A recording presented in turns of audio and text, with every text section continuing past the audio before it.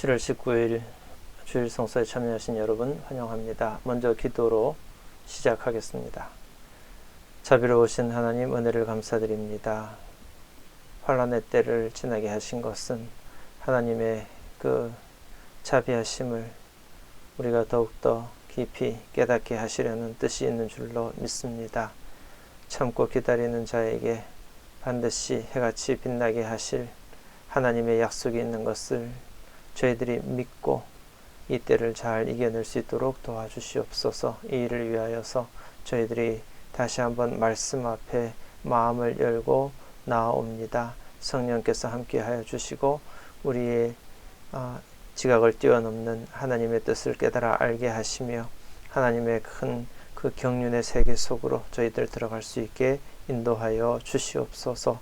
예수 그리스도 이름으로 기도하옵나이다. 아멘. 네, 오늘은 고린도 후서를 시작하겠습니다.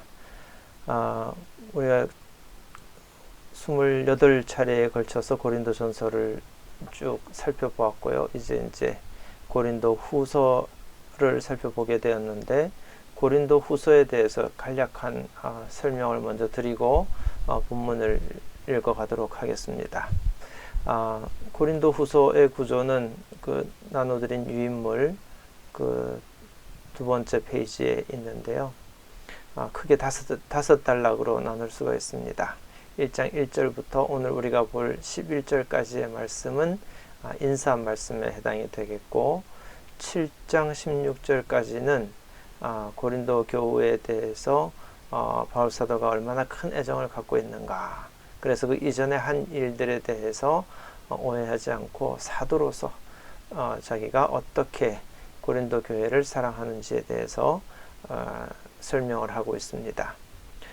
8장과 9장은 갑자기 주제가 달라져서 예루살렘 교회의 가난한 성도들을 돕는 그 헌금에 열심히 참여해 달라 하는 그런 촉구를 하고 있고, 그 다음에 10장부터 13장까지는 바울 사도 자신의 그 사도성에 대하여 주장을 하고 있습니다. 이것은 고린도 교회 내부에서 바울 사도의 그 반대해서 일어나는 여러 가지 그 주장들에 대해서 자기를 변호하는 그런 모습이라고 할 수 있겠고, 마지막으로 끝내는 인사로 고린도 후서를 이제 정리를 합니다. 고린도 전서와 고린도 후서 사이에는 그 사이에 많은 일들이 있었습니다. 그래서 그 당시에 신속하게 소식이 오가지 못하는 그런 상황에서 이 편지를 보내기 이전에 안고 있던 문제가 조금 해결되었다고 하는 그런 소식을 듣고 거기에다가 내용을 첨부해서 또 한 편지로 기록을 하고 있기 때문에, 그래서 내용상의 일관성이 없어 보이는 그런 부분들도 있고요. 또 이것이 과연 바울 사도가 직접 쓴 편지가 맞느냐, 아니면 편집된 거냐, 모아놓은 것이냐, 뭐 이런 것에 대해서는 여러 가지 주장들이 있습니다. 간략히 고린도 교회와 바울 사도와의 관계에 대해서 어떤 일이 있었는지에 대해서 쭉 한번 살펴보면, 바울 사도가 고린도를 방문해서 약 18개월 동안 머물러서 복음을 전합니다. 그런 다음에 에베소로 넘어가서 3년을 지내게 되는데, 그 기간은 약 기원 후 53년에서 57년 어간에 해당되는 시간이다, 이렇게 이해를 하고 있고요. 그런데 이제 고린도를 떠나서 에베소를 간 첫 해에 벌써 바울 사도는 고린도 교회를 향해서 경고의 편지를 보냅니다. 왜냐하면은 고린도 교회에 여러 가지 그 이단과 같은 내용들, 그리고 우상 숭배에 관한 문제들이 있었고 교회 안의 질서에 대한 문제들이 있었기 때문에 여기에 대해서 경고의 편지를 쓰는데, 그것이 있다는 것만 유추할 뿐 내용이 무엇인지는 우리가 모릅니다.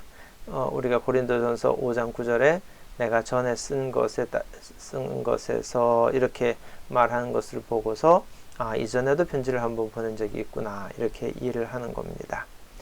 그런 다음에 고린도 교회로부터 편지를 받았고요. 그런 다음에 에베소에서 지내는 둘째 해에 고린도전서를 기록을 해서 디모데 편으로 보냅니다. 그리고 디모데가 고린도 교회에 가서 거기서 사역을 하도록 이제 했는데 그 사이에 바울 사도의 그 반대하는 소요 사태가 좀 일어납니다. 그래서 셋째 해에 고린도 교회에 바울을 대적하는 거짓 사도가 나타나서 문제가 커지자 그 이야기를 디모데가 전해 주었고요. 그리고서 바울 사도가 급히 고린도 교회를 방문을 해서 지내게 됩니다. 이 일을 나중에 돌이키게 될 때에 바울 사도가 가슴 아픈 방문이었다 이렇게 이야기를 하고 있고요. 그 이후에 돌아와서 눈물의 편지를 보냅니다. 이 역시 기록은 남아 있지 않고 고린도 후서에 기록된 다른 내용을 바탕으로 이렇게 편지를 보냈었다 하는 것을 유추하고 있습니다.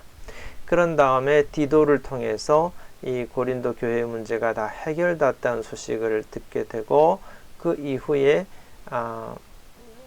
바울 사도가 오늘 우리가 공부하는 고린도 후서를 기록해서 디도 편으로 보내게 됩니다. 이때는 바울 사도가 에베소를 떠나서 마케도니아 지역에 가 있는 상황이 되는데 마케도니아 지역은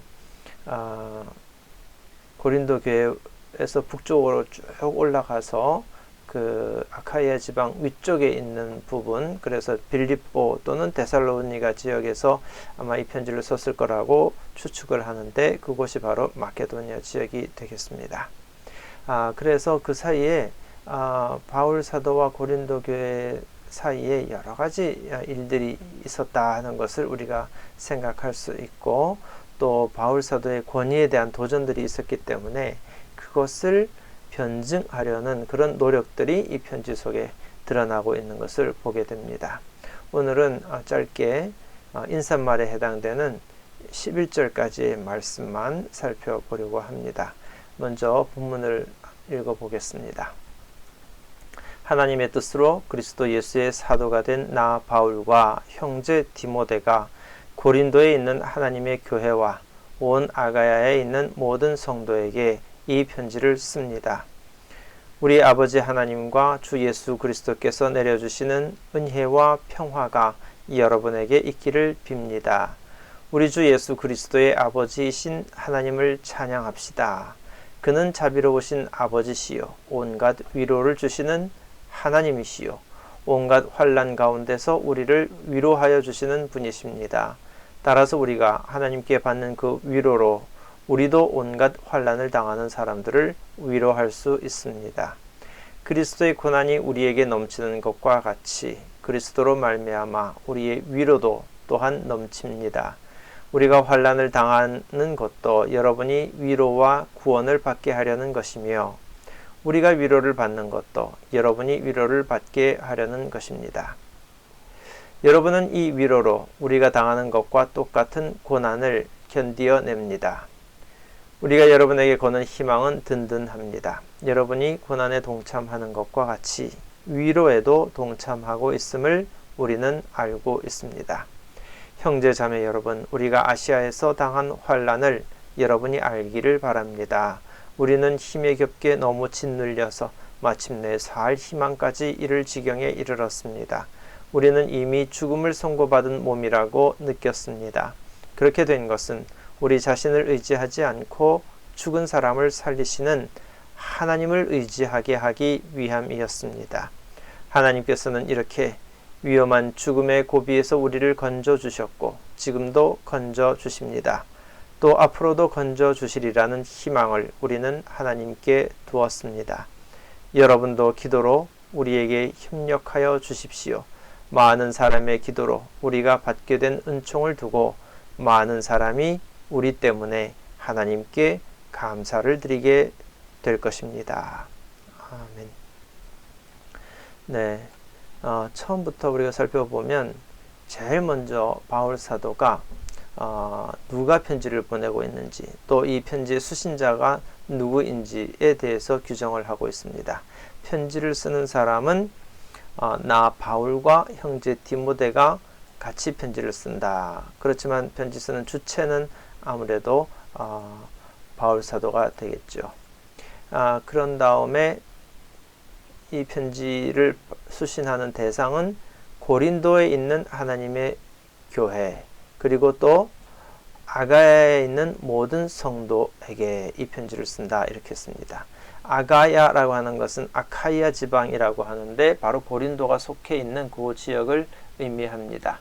그러니까 그 당시에 편지를 보내게 되면 여러 교회들이 회람을 하게 되고 교우들이 같이 공유해서 그 편지를 읽게 됩니다. 그래서 고린도에 있는 교회뿐만 아니라 아가야에 있는 모든 다른 성도들에게까지 이 편지의 대상이 되는 것입니다. 여기서 주의해야 될 것은 바울 사도가 자기 자신을 소개하면서 그리스도 예수의 사도가 된 바울이다, 이렇게 얘기를 합니다. 그래서 바울 사도는 자기가 예수님의 사도라고 하는 것에 대해서 명확히 확인시켜주고 있습니다. 그리고 바울 사도 자신이 사도가 된 것이 자기의 어떤 의지대로 되어진 것이거나 다른 사람을 속여서 된 것이 아니라 분명 하나님의 뜻으로 사도가 되었다, 이렇게 바울 사도는 이야기를 합니다. 왜 이 이야기를 굳이 명시하는가 하면은 고린도 교회에 들어온 바울의 대적자가 바울 사도의 그 사도성에 대해서 도전을 하고 그것이 옳지 않은 것이다 라는 어떤 그 혼란을 고린도 교우들에게 주었기 때문에 이 문제에 대해서 명확히 하고 있는 것입니다. 바울 사도는 스스로 그가 예수님을 만나게 된 것은 하나님의 그 은혜였다라는 것을 분명히 하고 있고, 그래서 예전에는 예수님을 핍박하는 사람이었다고 한다면 이제는 예수님을 증언하는 자가 된 것은 그 모든 것이 다 하나님의 뜻으로 되어진 것이다, 이렇게 고백하고 있습니다. 또 2절을 보게 되면 우리 아버지 하나님과 주 예수 그리스도께서 내려주시는 은혜와 평화가 여러분에게 있기를 빕니다 하고 축복의 인사를 이제 제일 먼저 전해줍니다. 그래서 이 고린도 교회 안에 은혜와 평화가 있기를 비는데 제일 먼저는 아버지이신 하나님, 그러니까 하나님이신 아버지, 이렇게 되어줄 수 있는데요. 그리고 또 예수 그리스도가 주시는 겁니다. 사실 우리가 삼위일체 하나님을 이해하면 아버지이신 하나님과 주 예수 그리스도가 같은 분이라고 우리가 이해할 수 있지만 굳이 따져보면 바울 사도는 지금 하나님께서는 은혜를 주시고 예수님을 통해서는 평화를 주신다라는 생각을 전제하고 있다고 볼 수도 있습니다. 그것이 굳이 나눠야 될 필요는 없겠지만은 구원의 은혜는 기본적으로 하나님께로부터 오는 것이기 때문에 굳이 은혜라고 표현을 했고요. 또 예수를 믿는 자에게 주시는 것은 세상과 다른 평화이기 때문에 또 예수님을 언급하면서 평화를 누리기를 바란다, 이렇게 축복의 기도를 하고 있는 것입니다. 그 다음에 3절도 사실은 중요한 내용인데요. 우리 주 예수 그리스도의 아버지신 하나님을 찬양합시다 그랬습니다. 본래 여기서는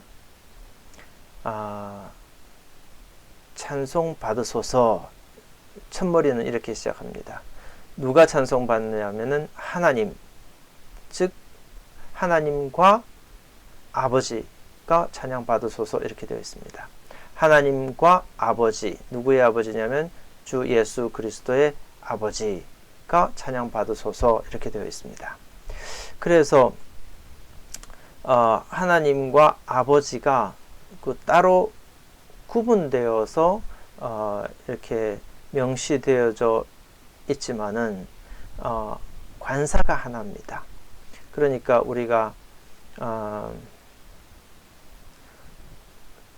소설가이자 음악가 이렇게 하면은 한 소설가 그리고 또 한 작곡가 이렇게 하면은 두 사람이 되는 거고, 소설가이자 작곡가인 한 사람 하면은 앞에 관사가 하나인 것처럼 하나님과 아버지 이렇게 되어 있지만 관사는 하나입니다. 그래서 우리 새번역은 아버지신 하나님을 찬양합시다 이렇게 이제 번역을 했고요. 그런데 그 하나님은 어떤 분이시냐 하면은 자비로우신 아버지시고 또 하나님으로서는 위로를 주시는 분입니다. 그래서 하나님이신 아버지를 찬양할 때에 그 아버지는 그 자녀에게 자비를 베풀어 주시고 또 하나님으로서는 위로를 주시는 분입니다. 그리고 난 다음에 4절을 보게 되면, 그리고 그분은 또 어떤 분이냐 하면 온갖 환난 가운데서 우리를 위로하여 주시는 분입니다. 그래서 온갖 위로, 모든 위로인데 아버지가 된다고 하는 것은 예수 그리스도의 아버지이기 때문에 지금 어떤 하나님을 찬양하냐면은 예수 그리스도의 자비로우신 아버지가 되시고 예수 그리스도에게 온갖 위로를 주셨던 그런 하나님을 찬양하면서 그 하나님께서 우리 역시 우리가 환난 가운데 있을 때에 위로하여 주시는 분이다. 이렇게 고백하고 있다 볼 수 있습니다. 굳이 뭐 이렇게 세세하게 나누지 않아도 이 말씀이 전하는 그 초점은 분명하기 때문에 뭐 오해의 여지는 전혀 없는데요. 그래서 지금 바울 사도는 하나님께서 우리를 위로해 주시고 있다 하는 것을 이야기하고 있고, 그 다음에 우리가 하나님께 위로를 받는 이유는 왜 위로를 받느냐면, 그래서 우리도 우리처럼 환난을 당하는 사람을 위로할 수 있도록 하나님께서 위로해 주신다 이렇게 설명을 합니다. 여기서 따라서라고 하는 것은 그래서 뭐뭐 할 수 있도록 이라는 그런 의미가 됩니다. 그래서 우리가 정말 하나님께 위로를 받은 자라고 한다면 우리와 같은 어려움에 처해 있는 사람들을 이해할 수 있고, 또 하나님의 그 위로를 통하여 우리도 그 사람들을 위로할 수 있다 하는 것을 알려주고 있습니다. 그 다음 5절, 그리스도의 고난이 우리에게 넘치는 것과 같이 그리스도로 말미암아 우리의 위로도 또한 넘칩니다. 이 말씀은 지금 당시의 성도들이 그 유대교인들로부터도 배척을 받고 또 그 헬라 문화 속에서 이방인들로부터도 조롱을 당하는데, 그것이 전부가 다 그리스도 때문에 받는 고난이다 라고 생각을 하는 겁니다. 그래서 그리스도가 고난 받으셨던 것과 같은 그런 고난이 우리에게 넘치는 것은, 또 그리스도가 하나님으로부터 위로를 받은 것처럼 우리도 또한 그리스도가 받은 그 위로가 넘치게 하려는 것이다. 이런 설명을 하고 있습니다. 이렇게 바울 사도가 이야기하는 이유는 이제는 우리가 예수님을 영접한 이후로는 우리가 산 것이 아니라 우리 안에 성령께서 사시는 것이고 그리스도를 위하여 우리가 사는 것이기 때문에 우리의 성도들의 삶은 그리스도의 삶과 동일시 되는 겁니다. 그래서 그리스도가 고난받듯이 성도들도 고난을 받고, 또 그리스도가 위로를 받듯이 성도들도 위로를 받는 겁니다. 6절, 우리가 환난을 당하는 것도 여러분이 위로와 구원을 받게 하려는 것이며, 그리스도의 고난을 통해서 우리가 위로와 구원을 받을 것과 같이 또 이제 말씀을 전하는 자가 환난을 당하는 것은 그 전함을 받은 사람들이 위로와 구원을 받게 하려는 것이다. 이렇게 도식이 성립이 되는 겁니다. 또 우리가 위로를 받는 것도 우리가 위로받는 것과 마찬가지로 또 성도들이 위로를 받게 하려는 것이다. 이렇게 설명을 하고 있고요. 여러분은 이 위로를 통하여 우리가 당하는 것과 똑같은 고난을 견디어냅니다. 그러니까 지금 예수님의 고난과 예수님이 받은 위로가 있고, 또 바울 사도가 복음 전도자로서 받은 고난과 위로가 있고, 이제 바울 사도로부터 그 복음을 전해받은 성도들이 또 당하는 고난과 위로가 있는데, 이것이 서로 간에 다 연결되어 있어서 환난이 있으면 위로를 받는 그 구조가 똑같이 전개가 되는 겁니다. 그 다음 7절, 우리가 여러분에게 거는 희망은 든든합니다. 여러분이 고난에 동참하는 것과 같이 위로에도 동참하고 있음을 우리가 알고 있습니다. 이 말씀은 바울 사도로부터 복음을 전해받은 성도들이 고난에 동참하고 있는 것을 이제 의미하는데, 즉 그 고난에 함께 참여하는 자라는 의미가 되고, 고난에 함께 참여하게 되면 당연히 하나님께서 주시는, 또 그리스도 예수를 통해 주시는 위로도 같이 받을 것이기 때문에 그 위로에도 같이 참여하고 있다. 그것을 공유하고 있다.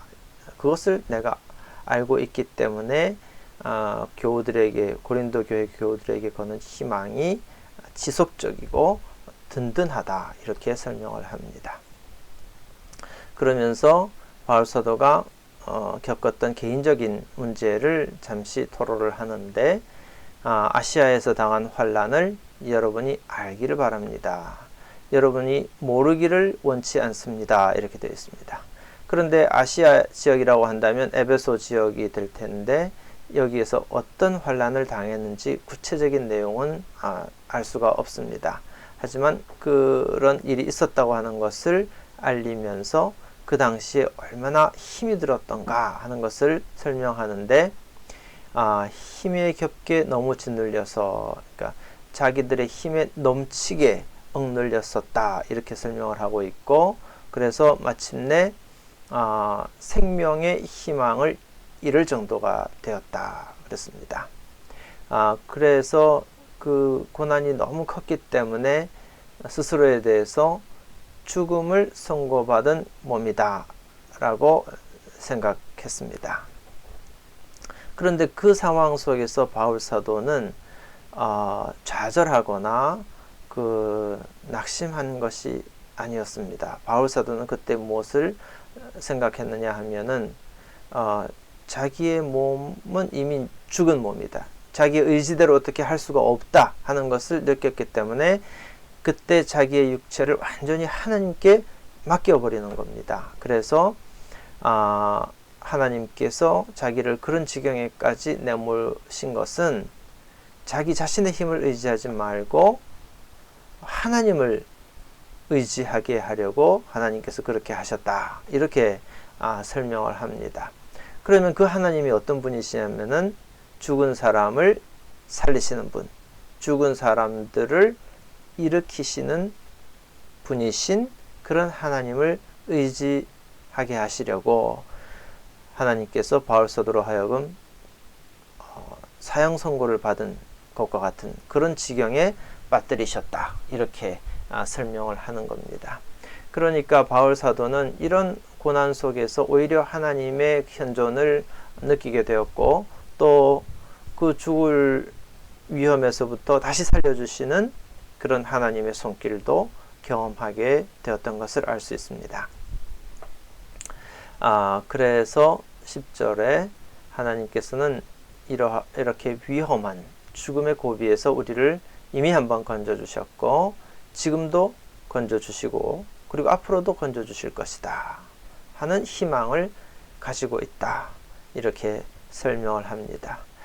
그러니까 이렇게 하나님 임재의 경험을 한 사람은 그야말로 두려움이 없어지는 거죠. 이미 죽은 몸이고 그 죽은 몸을 하나님께서 이렇게 주셨으니까 내 인생은 완전히 하나님의 손에 맡깁니다. 이렇게 살아가는 바울사도의 어떤 심정을 우리가 헤아릴 수가 있습니다. 그리고 인사말의 마지막 부분에 여러분도 기도로 우리에게 협력하여 주십시오. 이렇게 부탁을 합니다. 이것은 그야말로 이제 중보의 기도를 부탁하는 것이라고 볼 수 있겠는데, 기도한다는 말은 하나님께 함께 간구한다라는 뜻이 되겠고, 협력한다는 말은 말 그대로 그 같은 일을 도모한다 이런 의미가 되겠습니다. 그런데 이 중보 기도를 했을 때에 그 결과가 어떻게 될지에 대해서 바울 사도는 명확하게 이해하고 있습니다. 많은 사람의 기도로, 즉 많은 사람들이 그런 중보의 기도로 우리가 받게 된 은총, 하나님께서 주시는 은혜, 은사, grace라고 말할 수 있는 것인데요. 이것을 두고, 그러니까 당연히 하나님께서 많은 사람들의 기도를 들어주시고, 그래서 그 결과로 바울 사도가 하나님의 은총을 받게 될 것이다 하는 것을 전제로 하고 있습니다. 그리고 그 사실을 목격함으로써 또 기도를 드렸던 많은 사람들이 바로 그 기도의 응답을 받은 바울 사도 때문에 또 하나님께 감사를 드릴 수 있게 될 것이다. 이렇게 설명을 하는 겁니다. 그러니까 우리가 중보 기도를 하면 하나님께서는 반드시 응답해 주실 뿐만 아니라 중보 기도한 사람은 자기 기도가 응답받는다는 것을 그 대상을 통해서 알게 되고 더욱더 감사가 넘치게 된다 하고 이렇게 설명을 하고 있습니다. 자, 그래서 우리가 이렇게 그 고린도 후서의 인사말 부분을 쭉 살펴보았는데, 그럼 문제를 보면서 다시 한번 그 복습을 해보죠. 하나님께서 우리를 환난에서 건져주시고 고난에 있을 때 위로해 주신다고 하였습니다. 그런데 하나님께서 우리를 위로해 주시는 목적이 무엇입니까? 가 질문인데요. 4절을 보게 되면 4절 말씀에 하나님은 어떤 분이시냐면은 환난 가운데서 우리를 위로하여 주시는 분인데, 따라서 그래서 뭐 할 수 있도록 우리가 하나님께 받는 그 위로를 통하여서 우리도 역시 다른 환난을 당하는 사람들을 위로할 수 있게 만드시려고 우리를 위로해 주신다. 이렇게 알려줍니다. 그래서 우리가 그리스도인으로서 살아간다고 하는 것은 저절로 우리가 하나님으로부터 받은 그 은혜를 다른 사람들도 받을 수 있도록 나눠주는 그런 역할을 해야만 하는 것입니다. 그 다음 두 번째 문제를 보게 되면 바울 사도는 자신이 죽을 위기에 처한 이유를 어떻게 이해하고 있습니까? 자, 하나님께서 자기가 예수님의 복음을 전하는데 어떤 때는 그 길을 막으실 때도 있고, 어떤 때는 사람들이 그것을 받아들이지 않고 바울을 때리고 죽을 지경에까지 이르도록 그 핍박하는 그런 일들을 겪으면서 바울 사도는 왜 하나님께서 나에게 이런 일을 당하게 하실까 하는 문제에 대해서 고백을 하는데, 바로 9절에 나와 있는 말씀, 아까 우리가 살펴본 내용인데요. 우리 자신을 의지하지 않고 죽은 사람을 살리시는, 다시 일으키시는 하나님을 의지하게 하기 위함이었습니다. 이렇게 고백하고 있습니다. 이 자세는 우리도 좀 배울 필요가 있습니다. 우리가 살면서 어려움을 겪으면 하나님이 힘이 없으신가, 또 하나님의 뜻이 아닌가 뭐 이런 식으로 우리가 생각을 하고, 또 이래서 소용이 없는 거구나 이렇게 좌절을 할 경우들이 있는데, 그게 아닙니다. 오히려 더 사람을 의지하지 말고 하나님만을 붙잡고 살아가도록 하기 위해서 하나님께서는 때로 우리에게 고난도 주신다 하는 것을 우리 바울 사도의 신앙적 자세를 통해서 배울 수가 있겠습니다. 3번, 중보 기도하는 사람이 받는 기쁨은 무엇입니까? 우리 마지막 절에 바울 사도가 자기를 위해서 기도해 달라 이렇게 여러분도 기도로 우리에게 협력하여 주십시오 하고 중보 기도를 요청했는데요. 그것은 내가 어떤 유익을 얻겠다 하는 목적만이 있는 것이 아닙니다. 결국 기도하는 사람은 하나님의 그 응답을 통해서 본인이 더 은혜를 받고 감사할 이유를 찾을 수 있게 됩니다. 바로 그것을 두고 바울 사도는 중보 기도를 요청하고 있는 겁니다. 그래서 많은 사람의 기도로 우리가 받게 된 은총을 두고 기도가 이루어진 것을 보고서 그 기도했던 많은 사람들이 그 응답받은 일로 인하여서 하나님께 감사를 드리게 될 것이기 때문에 그래서 서로를 위하여서 중보 기도를 해달라 이렇게 부탁을 하고 있는 것을 볼 수 있습니다. 그래서 중보 기도하는 사람이 받는 기쁨은 응답의 기쁨이 되겠죠. 그 다음 바울 사도가 제일 첫 절에서부터 꼭 명시하고 간 부분 그리고 앞으로도 반복적으로 나오게 될 내용은 바로 바울 사도 자신이 어떻게 하나님의 사도가 되었으며 어떤 정통성을 가지고 있느냐 하는 것에 대한 변증입니다. 그 문제에 대해서 바울 사도는 명확하게 이야기하기를 내가 사사로이 사도가 된 것이 아니고 내가 그냥 그렇다고 주장하는 것이 아니고 하나님의 뜻으로 그리스도 예수의 사도가 된 바울이다. 이렇게 이야기를 하고 있습니다. 그래서 바울 사도는 자신이 사도라고 하는 것도 물러서지 않고 주장하고 있고 또 그 모든 일들은 하나님의 뜻으로 되었다 하는 것을 분명히 하고 있습니다. 자, 오늘 고린도 교회에 보내는 그 편지의 그 인사말을 통해서 우리가 또 바울 사도가 갖고 있는 하나님 이해에 대해서 또 살펴보게 되었는데요. 결국 하나님은 우리를 모든 환난 가운데에서 구원해 주시는 분이시고 또 위로해 주시는 분이시다. 그리고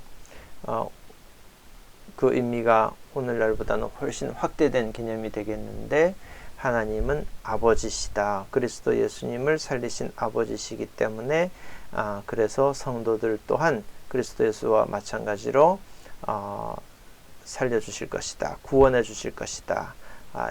이런 어떤 논리를 가지고 그 고린도 교회의 교우들에게 위로를 주고 있는 것을 볼 수 있습니다.